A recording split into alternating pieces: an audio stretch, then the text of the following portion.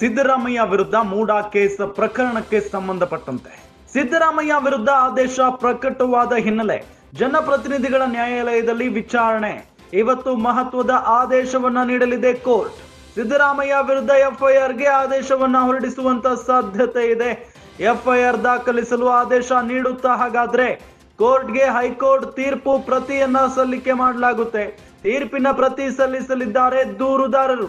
ಪ್ರತಿ ಸಲ್ಲಿಸಿ ತನಿಖೆಗೆ ಆದೇಶಿಸುವಂತೆ ಕೋರಲಾಗುತ್ತೆ. ಕೋರ್ಟ್ ಆದೇಶದ ಮೇರೆಗೆ ಮುಂದಿನ ತೀರ್ಮಾನ ಕೈಗೊಳ್ಳಲಾಗುತ್ತೆ. ಸಿದ್ದರಾಮಯ್ಯ ವಿರುದ್ಧ ಮೂಡಾ ಕೇಸ್ ವಿಚಾರಕ್ಕೆ ಸಂಬಂಧಪಟ್ಟಂತೆ ಸಿದ್ದರಾಮಯ್ಯ ವಿರುದ್ಧ ಆದೇಶ ಪ್ರಕಟ ಆಯಿತು. ಜನಪ್ರತಿನಿಧಿಗಳ ನ್ಯಾಯಾಲಯದಲ್ಲಿ ವಿಚಾರಣೆ ಬಾಕಿ ಇದೆ. ಇವತ್ತು ಮಹತ್ವದ ಆದೇಶವನ್ನ ಕೋರ್ಟ್ ನೀಡಲಿದೆ. ಸಿದ್ದರಾಮಯ್ಯ ವಿರುದ್ಧ ಎಫ್ಐಆರ್ಗೆ ಆದೇಶ ನೀಡುತ್ತಾ ಹಾಗಾದ್ರೆ ಅನ್ನೋ ಪ್ರಶ್ನೆ ಸಹಜವಾಗಿದ್ದೇ ಇದೆ. ಎಫ್ಐಆರ್ ದಾಖಲಿಸಲು ಆದೇಶ ನೀಡುತ್ತಾ ಕೋರ್ಟ್ಗೆ ಹೈಕೋರ್ಟ್ ತೀರ್ಪು ಪ್ರತಿ ಸಲ್ಲಿಸಲಾಗುತ್ತೆ. ತೀರ್ಪಿನ ಪ್ರತಿ ಸಲ್ಲಿಸಲಿರೋ ದೂರುದಾರರು ಪ್ರತಿ ಸಲ್ಲಿಸಿ ತನಿಖೆಗೆ ಆದೇಶಿಸಬೇಕು ಅಂತ ಹೇಳಿ ಕೋರಲಿದ್ದಾರೆ. ಕೋರ್ಟ್ ಆದೇಶದ ಮೇರೆಗೆ ಮುಂದಿನ ತೀರ್ಮಾನ ತೆಗೆದುಕೊಳ್ಳಲಿದ್ದಾರೆ.